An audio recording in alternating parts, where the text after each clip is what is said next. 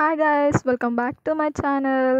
ఈరోజు మా బాబాయ్ వాళ్ళ ఊర్లో వారాల పండుగ అయితే మా అందరినీ వాళ్ళ ఇంటికి రమ్మని చెప్పి ఇన్వైట్ చేశారు. సో మేమందరం మా బాబాయ్ వాళ్ళ ఇంటికి వెళ్ళాం. ఇంట్లో అయితే అమ్మవారికి ఇలా పూజ అది చేసుకొని ఈలోపు సంబరాలు అయితే స్టార్ట్ చేశారు. ఇలా అమ్మవారిని ఇంటింటికి ఇలా తిప్పుతారంట గాయస్. వస్తున్నామని తెలిసి మా పిన్ని అయితే మా కోసం చాలా వెరైటీసే చేసింది. అవి ఏంటేంటి అనేది నేను మీ క్లాస్లో చూపిస్తాను.